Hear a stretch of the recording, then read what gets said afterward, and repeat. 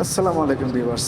আমার এই গাছটার নাম হইলো আপনার চায়না বট আর কি আপনাকে বলে। চায়না বট কিন্তু বনসাই করার জন্য একটা ভালো একটা গাছ।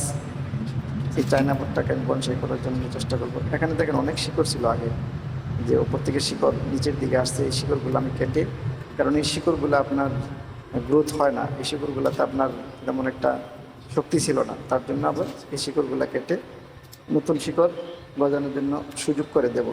আর এই গাছটাকে আমি একটা জামা ইটের সাথে আটকে দেব, যে অবঞ্চনীয় ডালপালাগুলো ছেটে ছোট করে দিলাম আমি গাছটা।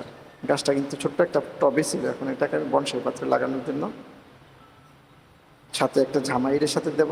কারণ এই ইটটার সাথে দিলে কি হবে, আপনার এটার যে যতগুলা শিকড় বার হবে ইটটাকে আঁকড়ে ধরে রাখবে, উপরের দিকে থাকবে।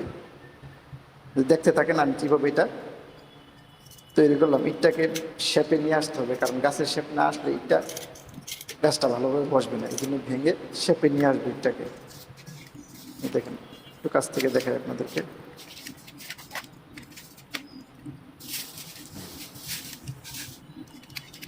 তবে আপনারা বলতে পারেন, আমি অবশ্য সারাদিন অফিস করার পরে লুঙ্গি পরতে আমার স্বাচ্ছন্দ্য বোধ লাগে।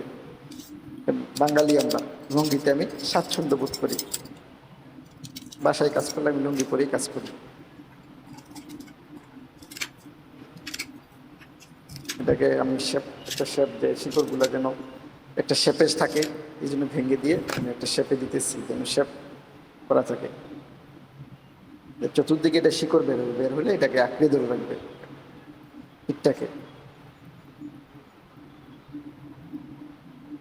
শেপ মিলানোর চেষ্টা করতেছি আমি। একটা জামা ইট কিন্তু এটা, এইসব ইট আপনার যে ব্রিক ফিলে গেলে এগুলো এইসব ইট পাওয়া যায়। দেখুন আমি এটাকে শেপ দেওয়ার পরে সুতা দিয়ে বেঁধে দেব।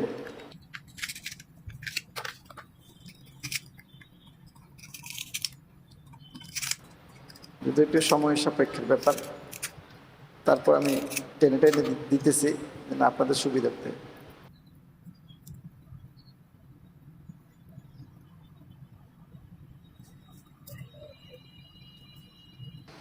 যে মোটামুটি একটা জামাইয়ের সাথে শেপ দেওয়ার চেষ্টা করেছি, শেপ হয়ে গেছে। এখন আমি এটাকে বেঁধে দেব, সুতা দিয়ে বেঁধে দেবো। বেঁধে দিলে কি হবে, শিকড়গুলা গজাইলে ইটটাকে ধরে রাখবে, আঁকড়ে ধরে রাখবে। এই জন্য আমি বেঁধে দেব সুতা দিয়ে।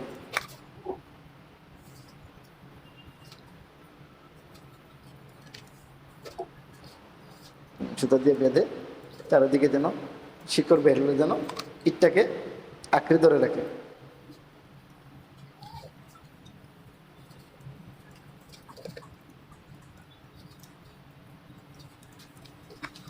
আমি বলি, এই গাছটা কিন্তু আপনার অনেক শক্ত প্রাণ, সহজে মরতে চায় না।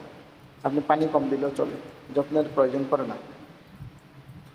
বনসাই করার জন্য উত্তম একটি গাছ এটি, চায়না বন।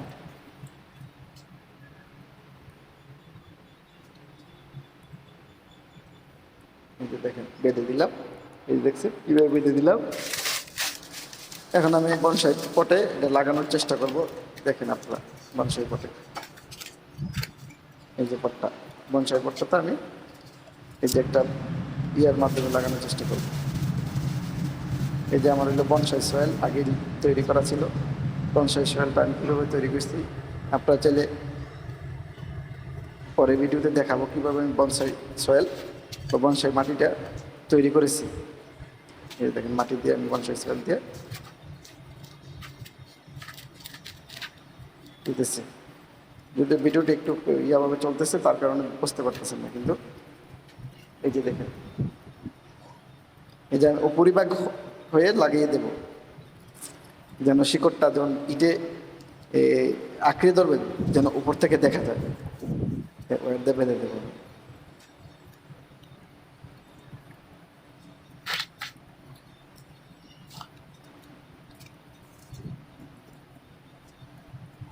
অবশ্যই ভিডিওটি ভালো লাগলে চ্যানেলটি ফলো দিয়ে দিবেন, লাইক কমেন্ট করবেন, আর ইউটিউব থেকে দেখলে অবশ্যই চ্যানেলটি সাবস্ক্রাইব করে দেবেন। এই যে উপরিভাগে রাখতেছি দেখছেন।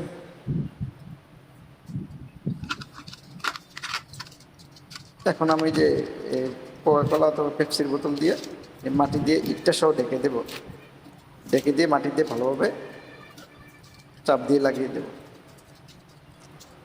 এর করার অর্থ হলো কি জানেন, আপনি যখন আমি 1 বছর পরে বা 2 বছর পরে আমি এই ইয়াটাকে পেপসি বা কোকাকোলার এই বোতলটাকে আমি কেটে দেব, তখন দেখতে পারবো যে আমার ইটটাকে আঁকড়ে ধরে আছে গাছটায়, তখন উপর থেকে দেখা যাবে।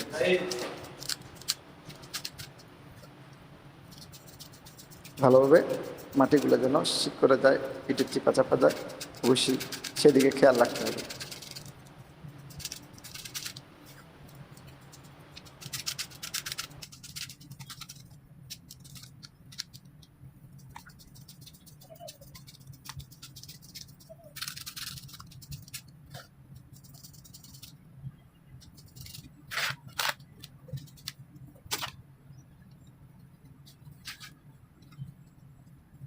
ভিডিওটি দেখার জন্য সবাইকে ধন্যবাদ। অবশ্যই চ্যানেলটি ভালো লাগলে অবশ্যই চ্যানেলটি সাবস্ক্রাইব করে দিবেন। আর ফেসবুক থেকে দেখলে অবশ্যই লাইক কমেন্ট শেয়ার। এই যে দেখেন আমার গাছটা, আমি 2 বছর পরে আবার আপনাদেরকে দেখানোর চেষ্টা করবো যে গাছটা আমার কী অবস্থা।